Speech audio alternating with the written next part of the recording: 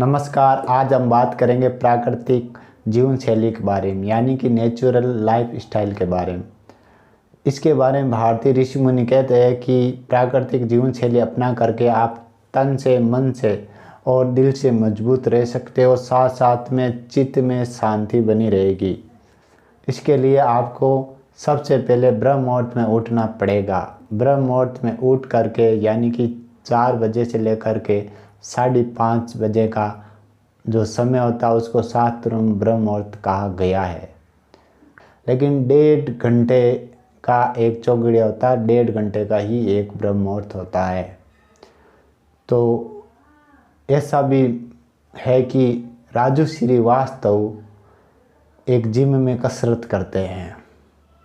कसरत करते करते कार्डियक अरेस्ट नाम की बीमारी से गिर पड़ते हैं और अस्पताल में लेके जाते हैं।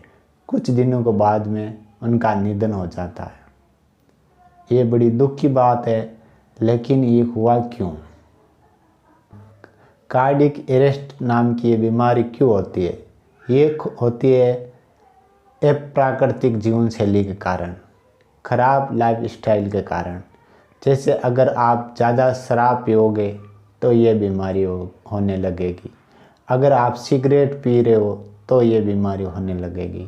साथ साथ में अगर आप जीवन शैली को ठीक नहीं रख रहे हो, दिनचर्या आपकी ठीक नहीं है सोने की, उठने बैठने की, तो उस दिनचर्या से खराब कोलेस्ट्रॉल होने लगेगा, हाई ब्लड प्रेशर बनेगा। इससे क्या होगा, आपके पास बीमारियां आने लगेगी। बीमारियां आपके तन पे, मन पे हमला करने लगेगी, आपके दिल पे हमला करने लगेगी। इससे रोग बढ़ेगा। इसलिए आपको मैं कहता हूँ प्राकृतिक जीवन शैली अपनाओ, इससे बड़ा फायदा होगा। कैसे अपनाना? सबसे पहले आपको सुबह जल्दी उठना है, यानी ब्रह्म मुहूर्त में उठ करके आप घूमने निकलो या वॉकिंग पर निकलो। ये हो नहीं सके तो आप अपने छत पे जा कर के आप योगासन करो, वर्कआउट करो, खून गर्म करो थोड़ा, और साथ में पसीना आने दो। इससे आपको बहुत फ़ायदा होगा। ये जीवन शैली अपनाने से आपको फ़ायदा होगा। साथ में ये भी है, संसार की भाग दौड़ भरी ज़िंदगी में आप थोड़ा आराम करो। और दूसरे लोग जो है वो भाग दौड़ कर रहे हैं धन के लिए।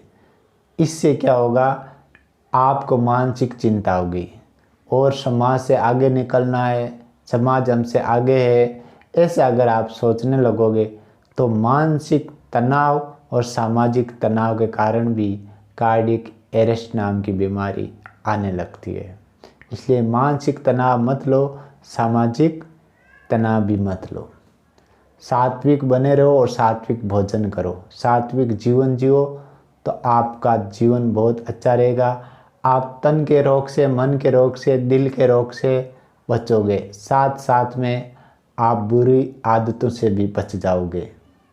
इसलिए हमेशा प्रकृति के नज़दीक रहो। प्रकृति से और आगे अगर बढ़ोगे तो वो है मूल प्रकृति। मूल प्रकृति में आप उतरोगे तो चेतन मन, अवचेतन मन और अचेतन मन, ये अवस्था आती है। फिर परम चेतन तक पहुंच सकते हो।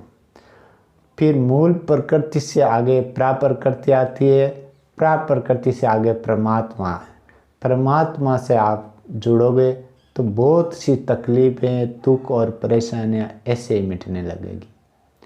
इसलिए मैं कहता हूँ पहला कदम है मनुष्य का प्रकृति से जुड़ना।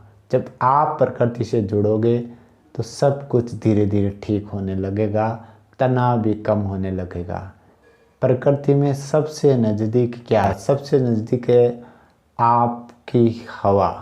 हवा मुक्त में इसे गहरी लो, छोड़ो, गहरी लो, सांस पे ध्यान दो। ये प्रकृति का सबसे नज़दीक संबंध रखने की ताकत है।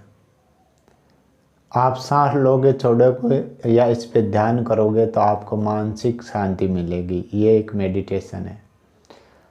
अब बात आती है प्रकृति के और आगे बढ़ने के लिए। आप देखो कि फूल है, पशु है, पंछी है, हरियाली है, नदियाँ हैं, तालाब है, तारे हैं, झरने हैं, ये सब प्रकृति के ठीक ठीक आपको नज़दीक लेके जाते।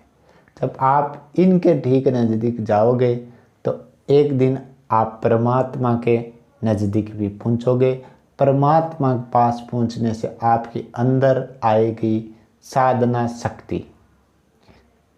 साधना शक्ति आपको धर्म तक लेके जाएगी, जिससे आप सुखी हो जाओगे, खुश हो जाओगे और धीरे धीरे एक दिन आप आध्यात्मिक जगत की ओर पहुंचोगे। आध्यात्मिक जगत में बड़ा सुख है, बड़ा मज़ा है। इसलिए मैं कहता हूँ सब बीमारियों से बच जाओगे अगर आप आध्यात्मिक जीवन अपनाओगे। अकादम योग केंद्र आपको आध्यात्मिक जगत की ओर कैसे जाना इसके बारे में चर्चा करेगा। तो ये ज्ञान आपको सीखना है तो इस वीडियो को आप लाइक करना, शेयर करना, किसी व्हाट्सएप पे, फेसबुक पे, इंस्टाग्राम में या अन्य सोशल मीडिया में आप इसको शेयर करना, कमेंट करना, कोई प्रश्न पूछना तो पूछना, कमेंट में लिख के भेजना आपका नाम और उम्र,